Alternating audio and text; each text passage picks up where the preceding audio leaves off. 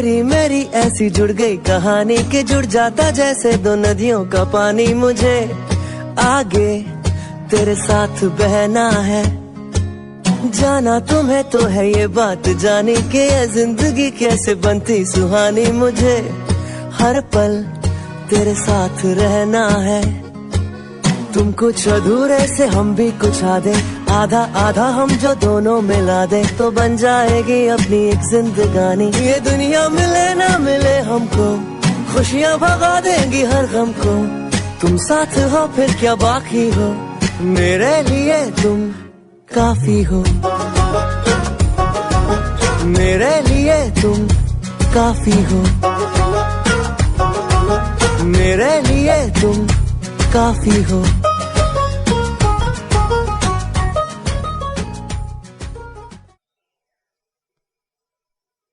ओम शांति।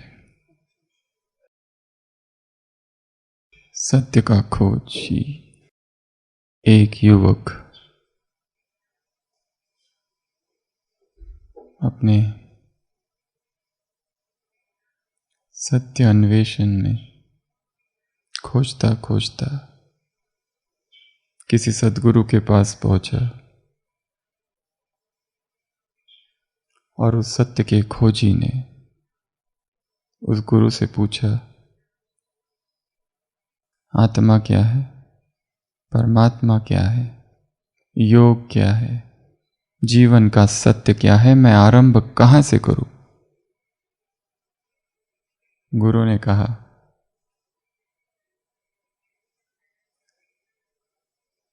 निकट के जलप्रपात की ध्वनि को तुम सुन सकते हो? उस युवक ने कहा, हाँ, भली बात ही सुन रहा हूं। उस गुरु ने कहा, बस उस जलप्रपात की ध्वनि से ही शुरू करो,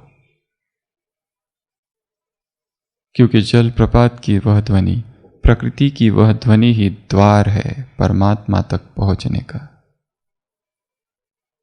प्रकृति भी द्वार है जो तुम्हें ईश्वर के राज्य तक ले जाएगी। उस ध्वनि को सुनो, उसकी आवाज को सुनो, बस वही से मार्ग मिलेगा। प्रकृति के उस मौन को सुनो, जिसने प्रकृति के उस मौन को सुन लिया, उस साउंडलेस साउंड को, उस चैंटलेस चैंट को, उस अजपा जाप को सुन लिया, वो परमात्मा के द्वार तक पहुंच जाएगा। प्रकृति हमें जोड़ती है उस परमात्मा से।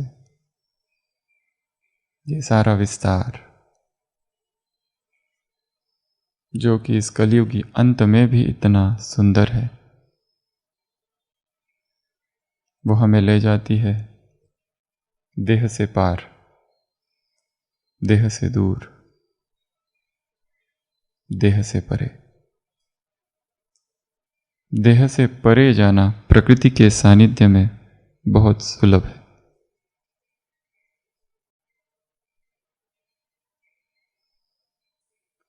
वायु को देखते हुए ब्रह्मा बाबा ने कभी कहा था, मीठे बच्चे, योगाभ्यास करने से आत्मा में शरीर भान नहीं रहता और उसमें पापों का बोझ भी उतरता है। अतः योग युक्त होने से मनुष्य स्वयं को वायु के समान हल्का अनुभव करता है। उसे थकावट महसूस नहीं होती, सुस्ती नहीं आती और शरीर की स्थूलता नहीं खींच सकती। बाहर में बेहद में खुली हवा में जाने से दिल को फरहत अर्थात खुशी महसूस होती है। अंदर बंद कमरे में ऐसे लगता है जैसे कि हम गर्भ जेल में बैठे हैं। बंद कमरे में बैठे हैं ऐसे जैसे कि गर्भ जेल में बैठे हैं।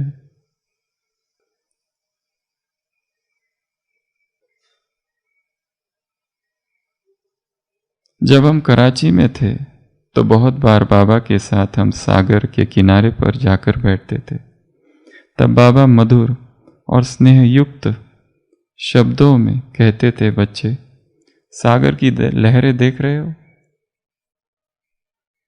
देखो, क्या करो? देखो सागर की लहरें कैसे बच्चों के पांव तक आती है और फिर वापस चली जाती है। आप भी तो सागर, ज्ञान सागर के बच्चे हो। आप इस सागर से यह गुण ग्रहण करो कि अगर आपके मन में कभी माया की लहरें उठे तो आप भी उन्हें ऐसे ही वापस लौटा दो। बच्चे देखो, सागर में किचड़ा अथवा कूड़ा डालते हैं तो वह सागर के अंदर नहीं जाता बल्कि ऊपर ऊपर ही रह जाता है। इस सागर की तरह आप बच्चे भी अपना स्वभाव बनाओ, अपने मन के अंदर कोई भी किचड़ा ठहरने नहीं दो। देखो बच्चों, गोताखोर सागर में काफी नीचे जाकर हीरे मोती लाल आदि ले आता है। इसी तरह आप भी विचार सागर मंथन कर, आप भी ज्ञान सागर शिव बाबा के ज्ञान की गहराई में जाओ तो आपको भी बहुत अनमोल हीरे रत्न और मोती मिलेंगे। बच्चे देखो, सागर कितना शांत, गंभीर, प्रशांत, मर्यादित, भीतर से धैर्यवत भी है। भले ही ऊपर से लहरें है परंतु नीचे देखो वह सदा शांत है। आप भी ऐसे शांत तथा धैर्यवत हो जाओ। सागर पर पड़े शालिग्रामों की ओर इशारा करते बाबा, यह देखो पानी की लहरें और छींटों में पत्थर भी घिस घिस कर पूजनीय शालिग्राम हो गया। ऐसे ही आप भी कठिनाइयों को सहन करेंगे और ज्ञान सागर की लहरों में लहराएंगे तो एक दिन आप भी साफ और पूजनीय अर्थात पावन बन जाएंगे। प्रकृति चारों ओर बाहें फैलाए हुए है, आह्वान कर रही है, आ जाओ। परंतु मनुष्य ने क्या किया है? प्रकृति को जीतने का प्रयास किया है। उसका प्रयत्न बलात् प्रयत्न है। उसकी हसरत जीतने की है। वो हासिल करना चाहता है, कब्जा करना चाहता है।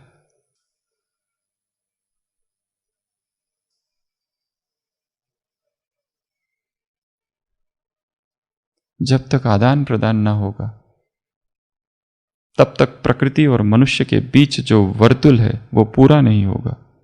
हम कुछ दे, वो कुछ दे, ये काम होना चाहिए। पर मनुष्य ने क्या किया? धरती के साथ केवल लिया है, उसकी छाती पर घाव किए हैं,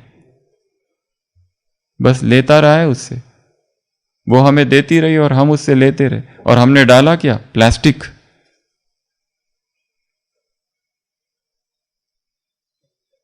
केमिकल्स। क्या बनाया है हमने? फैक्ट्रीज, प्रदूषण।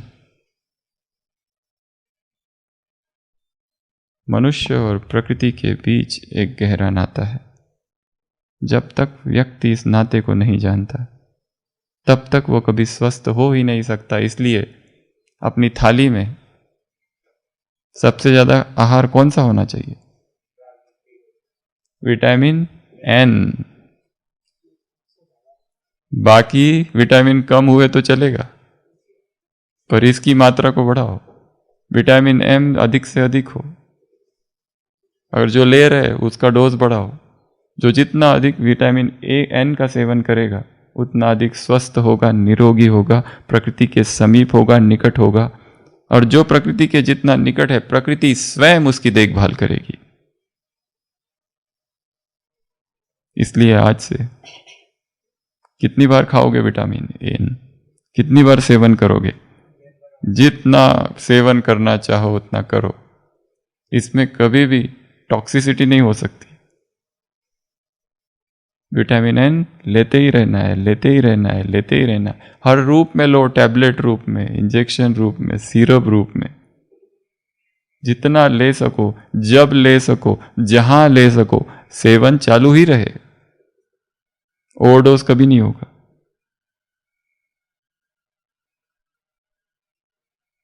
क्योंकि पाया गया है जो ये लोग कम खाते हैं विटामिन एन, वो प्राय रुग्ण होते हैं, उदास होते हैं, दुखी होते हैं। सुना ना, गर्भजेल, पीड़ा होती है गर्भजेल में। बाबा एकांत में जाके समुद्र किनारे बैठते थे कराची में। क्यों? क्या था वहां? पक्षियों की आवाजों को सुनो, बहती हुई हवा, डोलते हुए पत्ते। ये द्वार है परमात्मा का। अनादरा से दिखता हुआ वो दृश्य, टोडरॉक से दिखता हुआ नकी, रात का वो चंद्रमा का प्रतिबिंब नकी झील में, वो निस्तरंग झील, ये द्वार है परमात्मा की। शांत कर देते हैं मन को, स्थिर कर देती है चेतना, चेतना को स्थिर कर देते हैं ये सारी चीजें। और उस प्रशांत महासागर परमात्मा की झलक दिखाई पड़ती है। प्रुशिया का राजा था कभी फ्रेडरिक द ग्रेट। जर्मनी को पहले प्रुशिया कहा जाता था, आसपास का इलाका। उसने एक बार देखा ये पक्षी इतने छोटे छोटे आते हैं और अनाज खा के चले जाते हैं। इतने सारे पक्षी और इतना अनाज मेरे राज्य का खा जाते, इतने अदने और इतना अनाज खा लेते, इनकी ये जुर्रत। आदेश दिया कि जो भी पक्षियों को मारेगा उसे इनाम दिया जाएगा। सारे नगरवासी शिकारी बन गए और देखते ही देखते पूरा राज्य पक्षी विहीन हो गया। जीत हुई, प्रकृति जीत, खुशी हुई, मैं जीता, प्रकृति को पराजित कर दिया। अब एक भी पक्षी नहीं है, कोई पक्षी नहीं है दाना खाने के लिए राज्य में। पर ये क्या, अगले ही साल गेहूं की फसल नष्ट हो गई, क्योंकि वो जो कीड़े थे खेतों में, वो जो टिड्डियां, जो कि पक्षी आकर खा जाते थे, उन जंतुओं ने फसलों को नष्ट कर दिया। फसल ही नहीं उगी। दुखी हुआ, दूसरे राज्य से पक्षी मंगाने पड़े।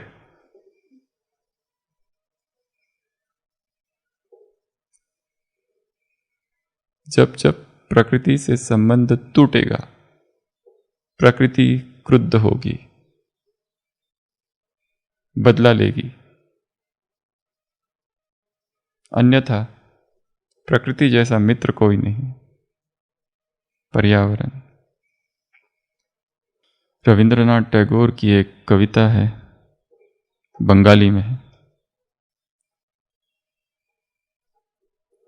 तुमी नभ नभ रूप ऐसो प्राणे, ये उसका शीर्षक है। Gitanjali poem number 6। आओ नव नव रूपों से तुम प्राणों में, आओ गंधों में, वर्णों में, गानों में, आओ अंगों में तुम पुलकित स्पर्शों में, आओ हर्षित सुधा सिक्त सुमनों में, आओ मुग्ध मुदित इन दोनों नयनों में, आओ नव नव रूपों में तुम प्राणों में। कवि कहता है तुम आ जाओ। कहाँ आओ? इन प्राणों में आ जाओ। किस रूप में आओ? हर दिन नए रूप में आओ। गंधों में आओ, वर्णों में आओ, गानों में आओ, अंग अंग में आओ, पुलकित स्पर्श में आओ, हर्षित सुधा सिक्त सुमनों में आओ, मुग्ध मुदित इन दोनों नयनों में आओ, आओ निर्मल उज्जवल कांत, हे प्रिय आओ, आओ सुंदर स्तिग्ध सुंदर प्रशांत आओ, आओ आओ हे वैचित्र विधानों में, आओ सुख दुखों में तुम आओ, आओ मर्मों में आओ, नित्य नित्य ही सारे कर्मों में आओ, आओ सर्व कर्म अवसानों में आओ, नव नव रूपों में तुम प्राणों में। तुमी नभ नभ रूपे ऐसो प्राणे, आओ। प्रकृति का क्या करना है? आह्वान। तो कल हमने देखा था, क्या देखा था कल? प्रकृति का प्रेम, प्रकृति का सानिध्य, प्रकृति का सम्मान, प्रकृति का धन्यवाद, ये 2 बातें देखी थी। आज हम देखेंगे प्रकृति का संरक्षण, प्रकृति की सफाई। आज से व्हाट्सएप का जो ग्रुप है उसमें रोज एक टिप भेजी जाएगी जिसको कहेंगे लाइफ सस्टेनेबिलिटी टिप, कि प्रकृति की रक्षा हम कैसे करें। हर दिन कुछ ना कुछ एक नया होगा। आज से वो चालू होगा, इंग्लिश में होगा। हर दिन कुछ ना कुछ नई बात होगी जो हमें अपने कमरे में करनी है या बाहर प्रकृति के साथ करनी है। हर दिन नई नई होगी। तो सबसे पहला तो हमें प्रकृति को दूषित नहीं करना है किसी भी तरीके से। प्रकृति को हानि नहीं पहुंचानी है किसी भी तरीके से। और सबसे ज़्यादा हानि हम तब पहुंचाते हैं जब कोई फूल को तोड़ते हैं। मम्मा धरती पर चलती थी, आवाज नहीं होता था। चप्पल की भी आवाज नहीं, धरती को दुख होता है। इतना अहिंसक भाव, क्यों किसी फूल को तोड़े? अपनी खुशी के लिए क्यों किसी को दुख दे? क्यों किसी कली को तोड़े? क्यों किसी झाड़ को तोड़े? उसको भी दुख होता है। लूथर बर्बैंक था विदेश में, फादर ऑफ हॉर्टिकल्चर कहा जाता है। उसने एक कैक्टस के साथ 6 मास तक बातें की। हे मेरे दोस्त कैक्टस, कितने तुमको स्पाइन है, कांटे हैं। और उसने पहली बार मनुष्य इतिहास में ऐसा कैक्टस बनाया, स्पाइनलेस कैक्टस। इंटरनेट पे चित्र देख सकते हो उसका, खड़ा है पीछे spineless cactus.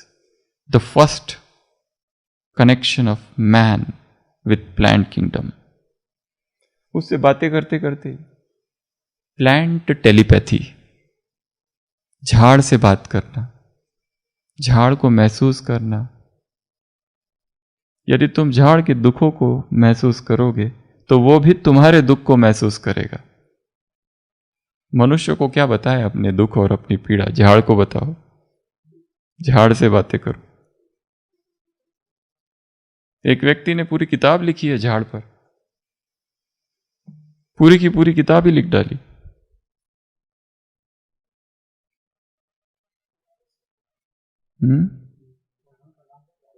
In the company of trees किताब का नाम है, in the company of trees.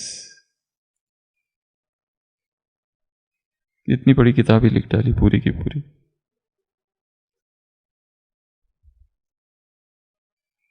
जो कनेक्शन टूटा है उसे फिर से जोड़ना है। तो सबसे पहला संकल्प, मुझे किसी को भी हानि नहीं पहुंचानी है। कुछ भी पर्यावरण में फेंक देना नहीं है। जो भी हम फेंके वो ऐसा हो बायोडिग्रेडेबल। वो रोज की जो टिप्स भेजेंगे उसमें हर दिन एक नई पॉइंट होगी जो उस दिन के लिए लागू होगी और उसको फॉलो करना है। हर दिन इतनी सारी पॉइंट्स होगी, आज से चालू होगा 1 साल तक या उससे भी ज्यादा। हर दिन के लिए एक पॉइंट। वो आप नहाते कैसे उसकी पॉइंट होगी, ब्रश किससे करते हैं उसकी पॉइंट होगी, खाते क्या है उसकी पॉइंट होगी, बालों को क्या लगाते हैं, सब कुछ जो पर्यावरण से जुड़ा है वो सारी पॉइंट्स होगी उसमें। हर दिन एक एक पॉइंट होगी और उसको पढ़ना है। आज एयर इंडेक्स की पॉइंट है जो भेजेंगे। एयर इंडेक्स जो है वो बढ़ता जा रहा है, एयर पोल्यूशन बढ़ता जा रहा है। तो आज की जो पॉइंट है वो है अधिक से अधिक क्या करो, झाड़ लगाओ, plant trees and take care of them. Air quality index AQI। AQI पता है क्या होता है? AQI जितना ज्यादा उतनी हवा प्रदूषित। AQI रहना चाहिए 50 के अंदर। आज की तारीख में, आज तारीख है 12, आज का माउंट आबू का AQI है 53।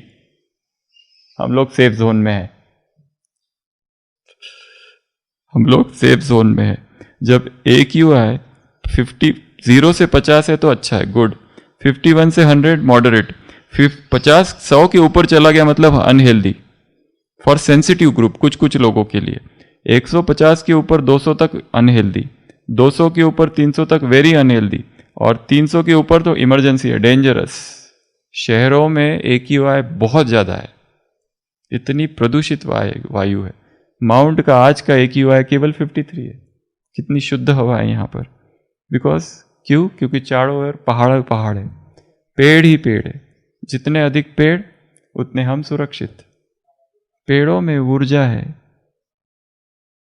जैसे कल भी कहा था, एक पूरा दिन यदि पेड़ के नीचे गुजारो, पूरा दिन यदि जंगल स्नान में गुजारो, तो कुछ और ही हो जाता है। कुछ ऐसे चेंजेस, कुछ ऐसी बातें पता चलती है जो पहले कभी नहीं पता चली थी। जैसे एक स्टडी की गई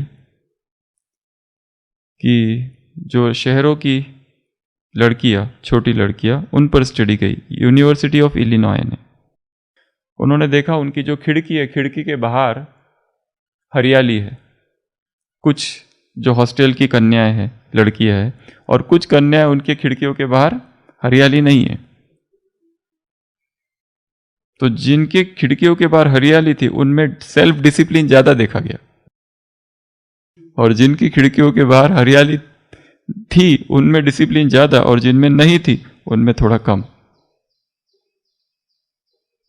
एक attention deficit hyper activity disorder होता है बच्चों में। 1 मिनट बच्चा एक जगह नहीं टिकता है, इधर से उधर, उधर से उधर, उधर से उधर, उधर से उधर।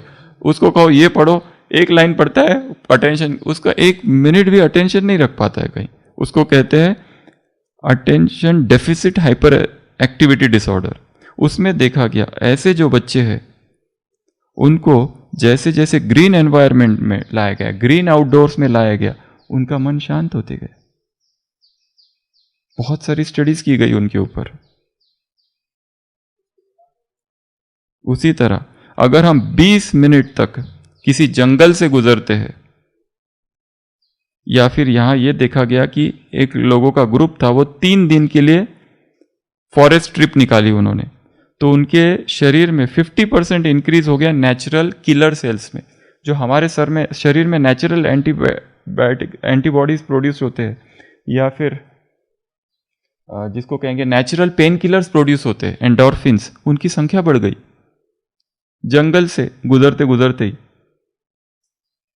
क्योंकि इतनी एनर्जी उस जंगलों में एनर्जी होती है, क्योंकि जंगल वो स्थान है जहां मनुष्य के हाथ अभी पहुंचे नहीं है, क्रूर हाथ, अनटच्ड। वहां से गुजरते गुजरते ही, परंतु एक ही ध्यान रखना है, मौन हो, प्रकृति से जुड़े हुए हो। बातें करते करते जाएंगे और बातें करते आएंगे तो हमारा ध्यान तो प्रकृति से जुड़ा ही नहीं। संपूर्ण मौन और उस आवाज को सुनना है, उस मौन में, तो उसकी ऊर्जा हमारे अंदर प्रवेश होगी, हम जुड़ जाएंगे उसके साथ, और उसको ज्ञान से जोड़ते जाना है। हर चीज को ज्ञान से जोड़ते जाना है। हर चीज देखते हुए प्रकृति की, बाबा की याद आए, ज्ञान की याद आए, ज्ञान सागर के ज्ञान की याद आए। वायु को देखो तो क्या याद आए? वायु एक जगह नहीं टिकती। योगी भी कहीं एक जगह अटैच नहीं हो जाता है। वायु इधर से उधर सुगंध ले जाती है। पक्षियों को देखो, बाबा की याद आए, ज्ञान की याद आए। टिड्डियों को देखो, कौन सी बिल्ली बाबा कहते थे? ठाटरी बिल्ली। क्या करती हो? क्या करती है? बंदर को देखो, कितना मोह, कितना काम, कितना क्रोध, कितना लोभ, कितना अहंकार, कितना ही हर गुस्सा, हर चीज उसमें ज्यादा है। ईर्ष्या, सब कुछ उसमें ज्यादा है। सीखो उनसे कि हमें ऐसा नहीं बनना है। जीव जंतुओं से सीखो, मोर से सीखो, डेल से सीखो, कीड़े से सीखो, पतंगों से सीखो, सर्प से सीखो, सांप से भी सीखो। क्या सीखोगे? गधे से सीखो। क्या सीखोगे गधे से? खोदरे के पुट, गधे के पुत्र, बाबा की मुरलियों में आता है। क्या सीखो? इतना अच्छा सजाते हैं और वापस लोटपोट हो जाता है, लिथड़ जाता है। हर चीज से सीखो। ऊंट पक्षी से सीखो। उड़ो, कैसे उड़ू? मैं ऊंट हूं। अच्छा बैठो, कैसे बैठू? मैं पक्षी हूं। बहानेबाजी। ऊंट से सीखो। ऊंट से क्या सीखो? जहां पेशाब करता है वहीं पे पाँव फिसल जाता है उसका। काम विकार। चातरक पक्षी से सीखो। उसको केवल वो पानी चाहिए, ऐसी ज्ञान के लिए प्यास हो। पक्षी मछली से सीखो। बंदर से सीखो। हंस से सीखो। मधुमक्खी से सीखो। कछुए से सीखो। अजगर से सीखो। हाथी से सीखो। हर एक से सीखो। कुछ ना कुछ सीखो। हर एक कुछ ना कुछ सिखा रहा है। दत्तात्रेय पाठशाला इधर लिया था एक बार। ठाठरी बिल्ली जिद्दी होती है बिल्कुल। उल्लू से सीखो। क्या सीखोगे? उसे कुछ दिखाई नहीं देता, यहां तक कि सूर्य भी दिखाई नहीं देता। चमगादड़ उल्टे लटके रहते हैं। भगवान सिखा क्या रहा है, हम फिर भी उल्टे लटके हैं चमगादड़ की तरह। सीखो, सबसे सीखो। जो जो दिखाई दे रहा है, जो जो सुनाई दे रहा है, सबसे सीखो। पक्षियों को देखो तो सोचो कौन से पंख है, मुझे भी उड़ना है इस पक्षी की तरह। उड़ने की इच्छा हो। उड़ने की इच्छा के लिए अशरीरी अवस्था चाहिए, वेटलेसनेस की आवश्यकता है। जितना भारी शरीर में डालोगे उतना उड़ना मुश्किल। With weightlessness you enter deeper into meditation. पूर्ण नदी का समंदर बनना है, ना आधी नदी का। आधा आधा क्या, बहुत बन लिया आधे। अब संपूर्ण आसमां बनना है। तो पर्यावरण की रक्षा, उसको दूषित नहीं करना है हमारी किसी चलन से। चॉकलेट खाया, फेंक दिया रैपर, किसको दिखता है? बस से जा रहे थे, जंगल में गए पिकनिक करने, दूषित कर दिया सब कुछ और आ गए, किसी ने देखा तो नहीं।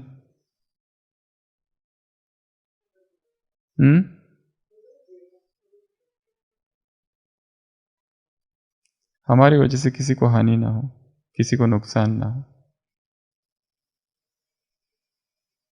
रक्षा करनी है, हम रक्षक है पर्यावरण के।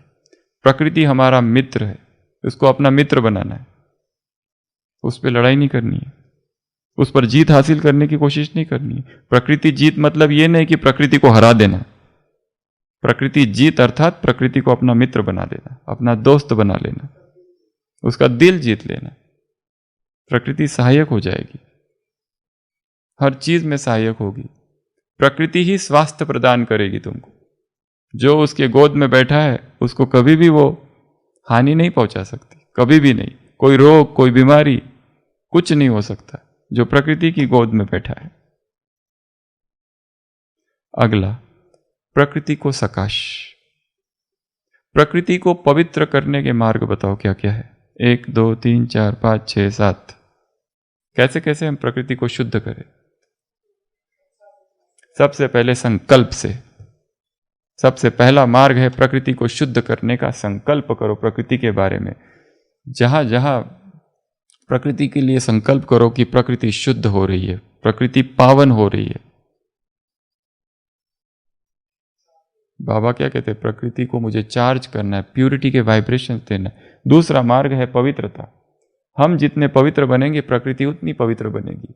हम में यदि दूषित विचार है, हम में यदि ब्रह्मचर्य बार बार खंडित हो रहा है, तो ब्रह्मचर्य पवित्रता प्रकृति में भी कैसी रहेगी? ब्रह्मचर्य अर्थात ब्रह्मा समान आचरण, ब्रह्म में जो आचरण है वैसा, इतना शुद्ध। तीसरा मार्ग है दृष्टि। हमारी दृष्टि से हमें पवित्रता को पावन करना है। जंगलों में घूमो, झाड़ों को देखो, पत्ती को देखो, एक एक पत्ती को बैठकर दृष्टि दो। 1 घंटा तो इसमें गुजर जाएगा, कई घंटे गुजर जाएंगे। बैठ जाओ झाड़ के पास और जो जो पत्ता दिख रहा है उसको प्यूरिटी देते जाओ, देते जाओ, देते जाओ, देते जाओ, देते जाओ। योग का योग भी हो गया, प्रकृति पावन भी हो गई, श्रीमत का भी पालन कर लिया।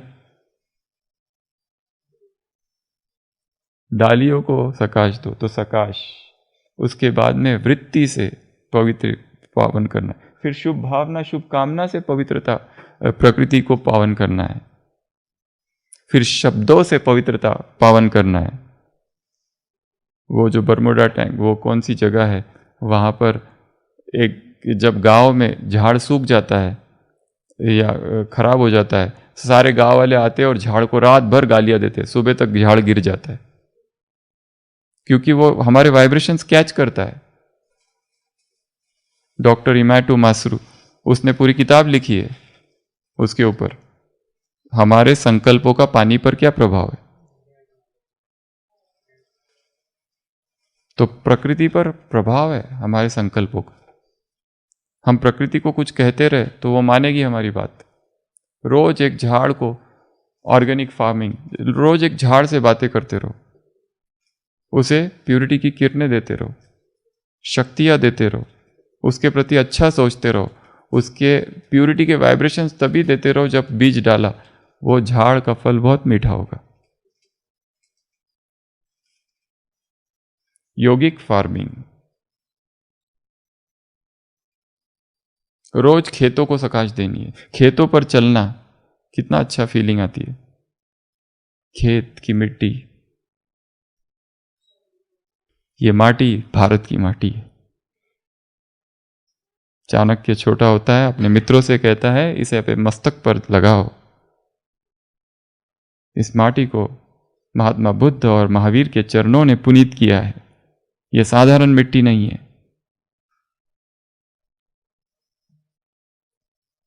तो सकाश, पवित्रता, दृष्टि, वृत्ति, संकल्प, बोल, अपनी वाणी से पवित्रता का वरदान दो प्रकृति को। रोज बोलना है, प्रकृति से बात करनी है। अकेला होंगे ना तो अकेले में बात कर सकते हैं प्रकृति से, वास्तव में बात करना है, जोर से बात करना है। ओम की ध्वनि करो।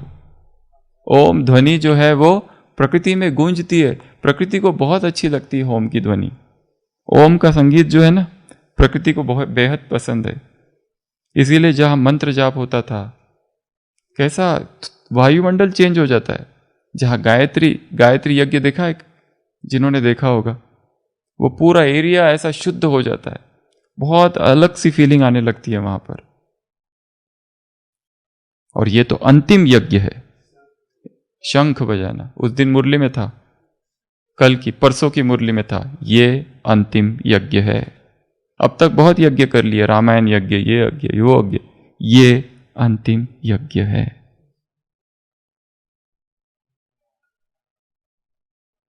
प्रकृति से जुड़ना, प्रकृति को फील करना, प्रकृति की रक्षा करना, प्रकृति से बात करना, प्रकृति को अपने अभिन्न अंग समझना।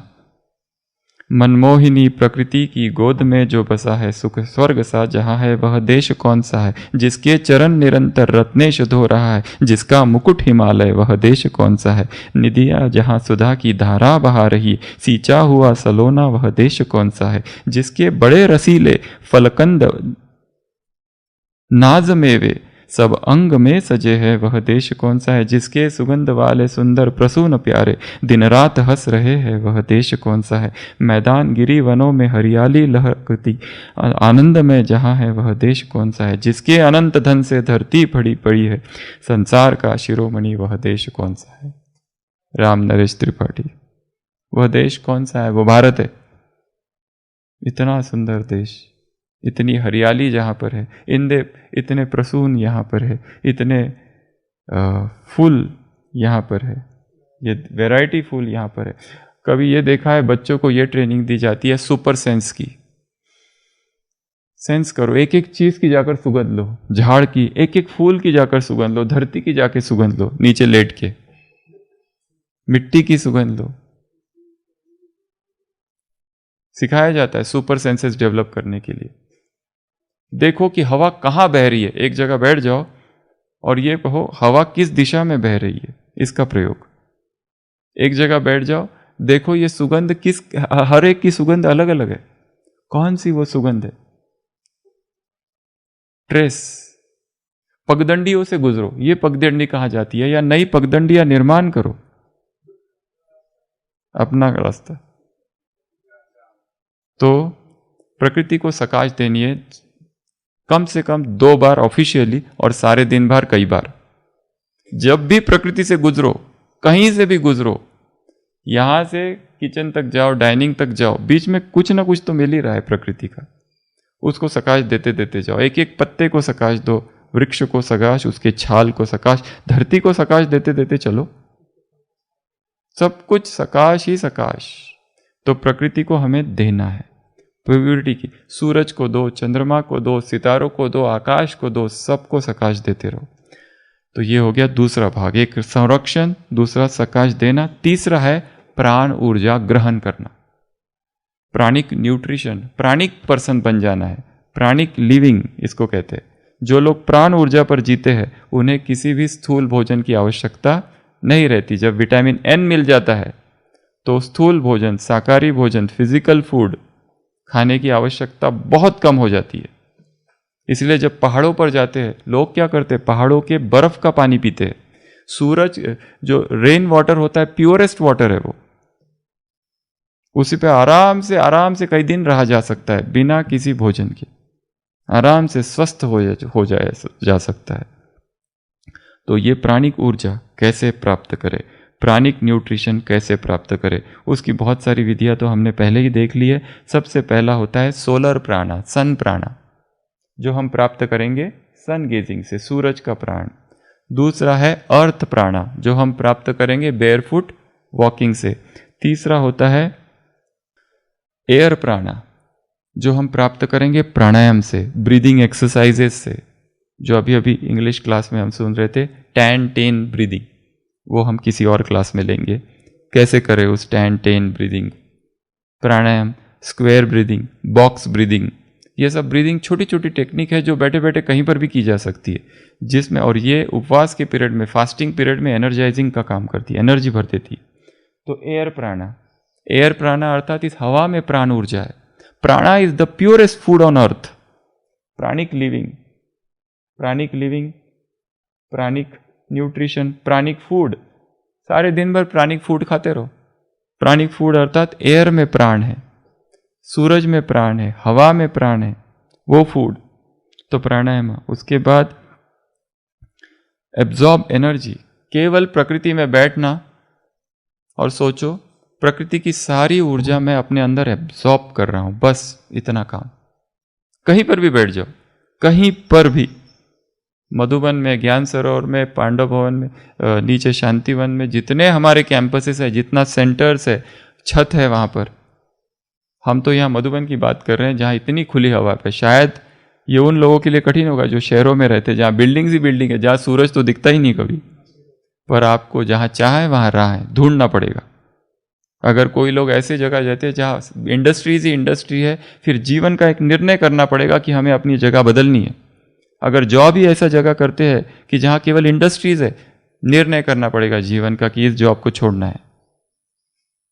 अगर प्रकृति के समीप जाना है तो कुछ ना कुछ बड़े निर्णय तो जीवन में करने पड़ेंगे। अगर जॉब ही ऐसा है, कभी नाइट, कभी मॉर्निंग, कभी डे, छोड़ना पड़ेगा अगर प्रकृति का आनंद लेना है तो। और सबसे अच्छी बात, विलेजेस की यात्रा करनी है, कभी कभी गाँवों की एक यात्रा करनी, पूरा एक दिन गाँव में बिताओ। गाँव के जितने चीजें, चक्का, चरखा, एक व्यक्ति है साउथ में अभी भी है, वो रोज 23 किलोमीटर भागता है, उसका वीडियो है, आपको भेजेंगे। 23 किलोमीटर रोज भागता है और नंगे पांव भागता है, और महात्मा गांधी का फॉलोअर कहता है अपने आप को, कम से कम मिनिमलिस्टिक लिविंग, खर्चा नहीं करना है। चरखा चलाता है घर में, बिना चप्पल के भागता है 23 किलोमीटर डेली मैंगलोर सिटी में। क्यों इतना प्यार है ये सब लोगों को प्रकृति से? और भागते भागते क्या होता है, भागते भागते इतने नए संकल्प आते हैं। चलते चलते लंबा वॉक चले जाओ। डेली का कितना है स्टेप्स, कितने हैं मंजू बहन डेली के आपके? तो टोटल स्टेप्स कितने हैं? हाँ कितना? 18,000 स्टेप्स टोटल कितने हैं? टोटल स्टेप्स ब्राह्मणों के कम से कम 15,000 से 20,000 तो होने ही चाहिए। 15 से 20 हजार डेली के स्टेप्स तो कंपलसरी होने ही चाहिए, तब कहा जाएगा स्वस्थ है। और अभी लॉकडाउन से, अब लॉकडाउन के पीरियड में हम अपना बता रहे हैं, हमारे लॉकडाउन में ही स्टेप्स 12 से 14 हजार डेली के, बाकी दिन तो 21 हजार फिक्स्ड है, 21 को क्रॉस ही करते। 21 हजार मतलब कितना किलोमीटर हो गया? 14 से 15 किलोमीटर हर दिन, सुबह से लेकर रात तक पूरा चलना, रिकॉर्डिंग होते रहता है, या तो मोबाइल या तो वॉच, किसमें भी। वो स्वास्थ्य के लिए बहुत जरूरी है चलना। चलना सबसे बेस्ट एक्सरसाइज है। Hippocrates father of the medicine ने कहा है walking is the best medicine. इतने सदियों पहले कह चुका है, walking is the best medicine. चलते रहना, और चलोगे वो भी प्रकृति के सानिध्य में, फिर तो क्या बात, क्या क्या दिखता है चलते चलते। कभी फूल, कभी झाड़ियां, कभी पर्वत, कभी पहाड़, कभी पक्षी, कभी गिलहरी, कभी आम, कभी गिरे हुए आम, करवंदे, क्या कुछ दिखता है। तो बैठ जाना और सोचना प्रकृति की सारी ऊर्जा मुझ में आ रही है। फिर ईट लिविंग फूड खाना है जिसमें अत्यधिक प्राणिक ऊर्जा है, वो है जो लिविंग फूड है। जैसे ही उसको जला दिया जाता है, आग पर डाल दिया जाता है, उबाला जाता है, स्टीम दे दी जाती है, उसमें जो प्राकृतिक ऊर्जा है, उसमें जो प्राणिक एनर्जी है वो कम हो जाती है। इसके लिए लिस्ट निकालो, हाई प्राणिक डाइट। हाई प्राणिक फूड कौन कौन से है? फ्रूट्स में सबसे ज्यादा प्राणिक ऊर्जा है, और अवन में जो बनाया जाता है उसमें सबसे कम डेड फूड है वो। ड्राई फ्रूट्स में प्राणिक ऊर्जा है परंतु कम। सबसे ज्यादा प्राणिक ऊर्जा होती है सनलाइट जिसमें ट्रैप्ड हुआ है। वो सारे फल जो 24 घंटे में खराब होने लगते हैं, उनमें सबसे ज्यादा प्राणिक ऊर्जा है, बहुत हाई प्राणिक ऊर्जा। और वो प्राणिक ऊर्जा लेते समय, वो फल खाते समय कितनी आनंद का अनुभव होता है, क्योंकि हम हाई प्राणिक, जितनी प्राण ऊर्जा अपने अंदर भरेंगे, प्राणिक लिविंग हो हमारा, प्राणिक न्यूट्रिशन हो हमारा, प्राणिक लिविंग ऑन लाइट इसको कहा जाता है। ये जैसे जैसे जितना बढ़ाएंगे, आप आइसक्रीम कितना भी खाओ, पेट कभी भरता है? कभी नहीं भरता। प्राणिक फूड आप ज्यादा खा ही नहीं सकते। जितना खाना है, जितना जरूरी है, उतना ही खाएंगे। आइसक्रीम कितना भी खा लो, कभी पेट नहीं भरता। और प्राणिक फूड खाने के बाद एक पॉइंट आ जाता है कि अब मन कहता है कि नहीं, बहुत हो गया, अब नहीं खा सकता मैं, पेट भर चुका है, सिग्नल आता है स्टॉप। तो प्राणिक फूड जितना खाएंगे उतनी प्राण ऊर्जा हमारे अंदर भरेगी। इसलिए अपने आहार में कम से कम 3 बार जो भोजन कर रहे, 1 बार तो प्राणिक फूड कर दो। 2 बार का जो खा रहे हो खाओ, पर 1 बार का प्राणिक फूड कर दो। हो सके तो बाद में धीरे धीरे ये जो 2 है, 2 में से 1 को प्राणिक फूड कर दो। प्राणिक अर्थात प्राकृतिक। और मनुष्य ने जो कुछ किया है, क्या किया है उसने? क्या किया है उसने? सोचो, कृषि के लिए उसने क्या किया? वन को उसने कृषि में रूपांतरित कर दिया। जब वनों को उसने कृषि में रूपांतरित किया, तब वनों के जीव जंतुओं को उसने नष्ट कर दिया। कितनी बड़ी हिंसा कर दी कृषि निर्माण में। एक दूसरा, कृषि के लिए उसने नदी के प्राकृतिक बहाव को रोक दिया। नदी की प्राकृतिक जो दिशाएं थी उनको मोड़ दिया अपने फायदे के लिए। क्या कर दिया उसने? नदियों के साथ खिलवाड़ किया अपने फायदे के लिए। और क्या किया उसने? खेती की, बहुत कुछ किया, उसमें कीटनाशक डाल दिए, क्या कुछ इंसेक्टिसाइड, पेस्टिसाइड्स डाले, क्या कुछ कर दिया उसने। जो फल भी हम खा रहे, ये भी नहीं कहो कि फल बहुत अच्छे हैं, उसमें भी traces of insecticides and pesticides है। इसके लिए जो भी फल लाओ उसको पहले पानी में डुबो के रखो। कई लोग उसको नमक के पानी में रखते और फिर सादे पानी से धोते, ताकि उसके वो ट्रेसेस जो है। परंतु जिसके शरीर में प्राण ऊर्जा ज्यादा है, उनको इंसेक्टिसाइड्स और पेस्टिसाइड से डरने की कोई जरूरत नहीं है। इंसेक्टिसाइड और पेस्टिसाइड का भय उनको है जो प्राण ऊर्जा के डाइट कम लेते हैं, उनको बहुत भय है उससे। तो प्राणिक फूड लेना है, अधिक से अधिक प्राणिक फूड। और हफ्ते में 1 दिन तो ऐसा निश्चित करके रखा है कि हम केवल प्राणिक डाइट ही लेंगे, जिसमें प्राण ऊर्जा भरपूर है। और उस दिन अमृत वेला देखो कैसा होता है, उस दिन बाबा से योग देखो कैसा होता है, उस दिन अशरीरीपन का अनुभव देखो क्या होता है, उस दिन थकावट होती है कि नहीं, नींद, थकावट सब मुक्त। फिर उसके बाद में चंद्रमा से प्राण ऊर्जा लो, गैलेक्सी से प्राण ऊर्जा, स्टार गेजिंग करो रात में, मून गेजिंग करो, माउंटेन गेजिंग करो, उसके बाद में झाड़ को हक करो, उसके बाद में विंड से एब्जॉर्ब करो, ये जो हवा बह रही है ना उससे ही प्राण ऊर्जा ले लो, फिर मेडिटेशन करो, उससे प्राण ऊर्जा। राजयोग से ऊपर कोई मेडिटेशन नहीं है संसार में। इसकी भी हम विधि देखेंगे कि राजयोग से प्राणिक ऊर्जा कैसे भरे अपने शरीर में, अगला जो चैप्टर होगा उसमें। फिर थाईची और शिगोंग से प्राण ऊर्जा भरो, फिर उसके बाद में शरीर में जो चक्र है, एनर्जी सिस्टम्स है, उसमें हमारे शरीर में जो प्राणिक ऊर्जा है इस एनर्जी चैनल्स में फ्लो करती है, ईड़ा पिंडा सुषुम्ना, और वो सारे एनर्जी चैनल से बैठ जाओ और सोचो कि प्राण ऊर्जा मेरे शरीर में फ्लो कर रही है, ऊपर से नीचे, नीचे से ऊपर। कुंडलिनी जागरण सहज हो रहा है। कुंडलिनी जागरण कोई किसी योगा और एक्सरसाइज से नहीं होता है, वो तो मन में होता है। उसके बाद में विजुअलाइज करो वो फ्लो ऑफ एनर्जी अपने बॉडी में, अपने सिस्टम में। और अगर ये सब से भी नहीं होता है तो कई बार प्राणिक हीलर्स होते हैं, जिन लोगों में प्राण ऊर्जा ज़्यादा है उनसे प्राणिक ऊर्जा हम ले सकते हैं, ट्रांसफ़र हो सकती है, उसको कहते हैं प्राणिक हीलिंग। जो जिसमें हीलर होता है एक, वो बिना टच किए पेशेंट को ठीक करता है, वो प्रॉपर टेक्निक है उसकी, 2-2 3-3 दिन के कोर्सेज होते हैं प्राणिक हीलिंग के। तो ये सारी मेथड्स है जिसमें हम प्राणिक न्यूट्रिशन लेंगे। तो आज हमने क्या क्या देखा, एक तो प्रकृति का नाश नहीं करना है, उसका संरक्षण करना है एक। दूसरा हमने देखा है प्रकृति की, उसको क्लीन रखना है। दूसरा हमने देखा कि प्रकृति को सकाश देनी है, प्रकृति को पावन बनाना है। तीसरा प्रकृति से हमें कुछ लेना है, तो सारे दिन भर लेना है, सुबह शाम उसको देना है। तो ये आदान प्रदान चलता रहे, ये एक बैलेंस चलता रहे, हम उससे ले भी रहे दे भी रहे। जैसे सन गेजिंग करते हैं, सन गेजिंग करते करते हम उससे ले रहे, और जब लास्ट पीरियड हो सन गेजिंग का, जब अब सूरज डूबने ही वाला है, तब उसको प्योरिटी की किरणें देना है। और ये सोचना है कि मेरी पवित्रता की किरणें परमात्मा से, बाबा से पवित्रता की किरणें मुझ में पवित्रता की किरणें सूरज में, और सूरज से पवित्रता की किरणें अब पूरे विश्व में जा रही है। एक एक कण कण पावन हो रहा है। तो एक तरफ हम सकाश भी दे रहे हैं, सूरज से ले भी रहे और सूरज को दे भी रहे। तो आज अभी जब से सूरज सन गेजिंग, अभी तो सूरज 3 दिन से गायब है, सूरज बादलों ने ढक लिया है। पर जरूरी नहीं कि सूरज नहीं है तो चलेगा, धरती तो है, हवा तो है, हवा से प्राण ऊर्जा लो, बेयरफुट वॉकिंग से प्राण ऊर्जा लो, कहीं से भी, पत्थरों से प्राण ऊर्जा लो, कहीं से भी ली जा सकती है प्राणिक एनर्जी। तो लेना है बस, हमारा जीवन प्राणिक न्यूट्रिशन पर चले। वो फिजिकल न्यूट्रिशन बहुत ले लिया, फॉरेन न्यूट्रिशन बहुत ले लिया, अब प्राणिक न्यूट्रिशन लो।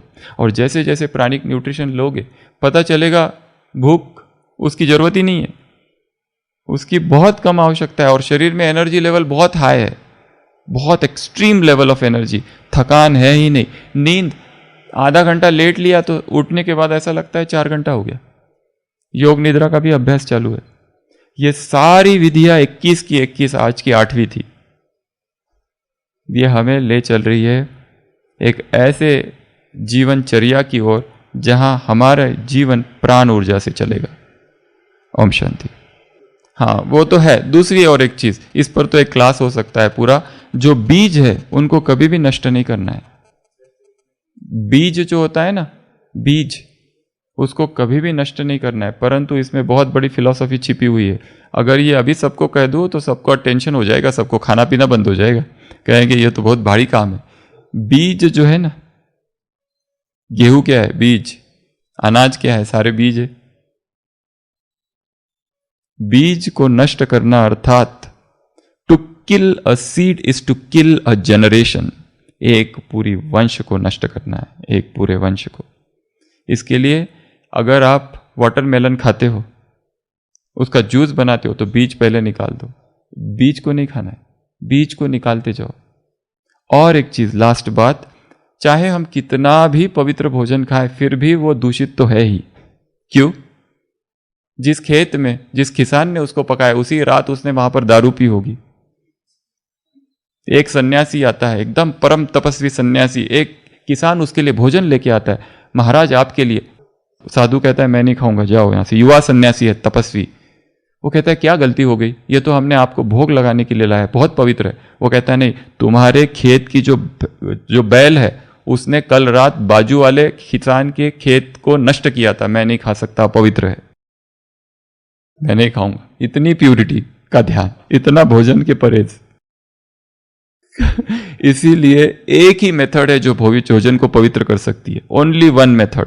क्योंकि हमें क्या पता, कितना भी फल ही खा रहे हैं हम, परंतु उस फल में भी अपवित्रता है कि वो किसान, क्योंकि वहां पे वो विकार उस खेतों में, सब्जी मंडी कहां से आए। एक ही मेथड है जो अल्टीमेट मेथड है जो भोजन को पवित्र करेगी, और वो है बाबा को भोजन से पहले भोग लगाना, समर्पित कर देना, उसकी दृष्टि उस पर पड़ने दो, और कॉन्शियस ईटिंग।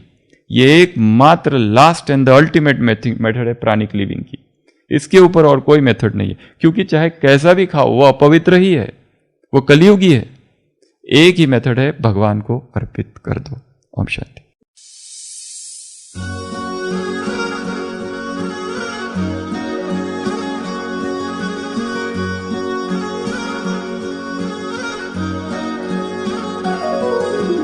प्रभु कितनी सुंदर रचना तेरी, प्रभु कितनी सुंदर रचना तेरी, कहते हैं जिसे प्रकृति। कितनी सुंदर रचना तेरी, कहते हैं जिसे प्रकृति। मन भावन है नीर गगन, अगन पवन और धरती। प्रभु कितनी सुंदर रचना तेरी, कहते जिसे प्रकृति। मन भावन है नीर गगन, अगन पवन और धरती। प्रभु कितनी सुंदर रचना तेरी।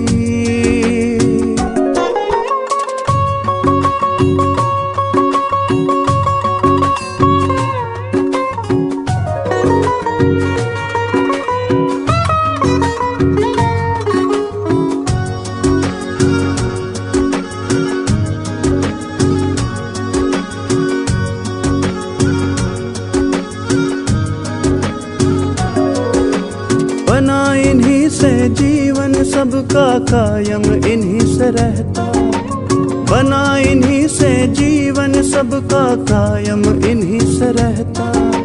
सांसें चलती हैं पवन से, नीर रगों में बहता। बना इन्हीं से जीवन सबका कायम इन्हीं से रहता। सांसें चलती हैं पवन से, नीर रगों में बहता। खूबसूरती इन सब की आँखों में सदा उतरती। खूबसूरती इन सब की आँखों में सदा उतरती। मन भावन है नीर गगन, अगन पवन और धरती। प्रभु कितनी सुंदर रचना तेरी।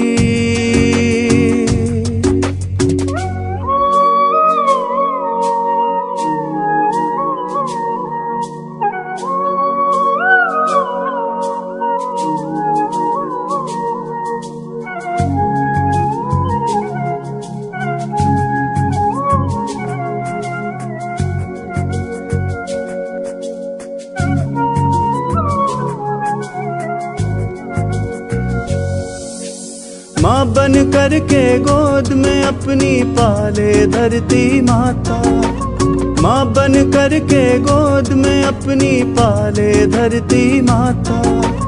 बन कर पिता अम्बर भी बाहों में सबको समाता। माँ बन करके गोद में अपनी पाले धरती माता। बन कर पिता अम्बर भी बाहों में सबको समाता।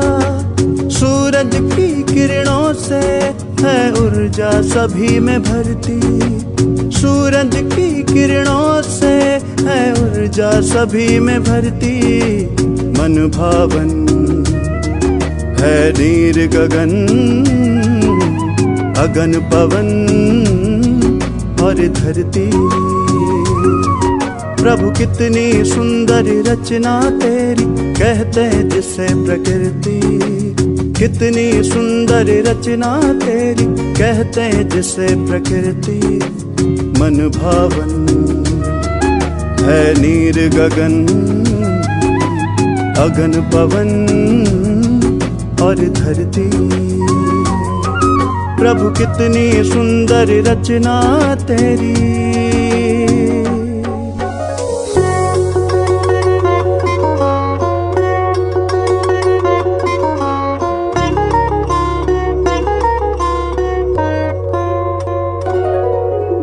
सागर की गहराई में रत्नों की अनोखी खान टिके हैं जिस पर चांद सितारे, वो है आसमान। सागर की गहराई में रत्नों की अनोखी खान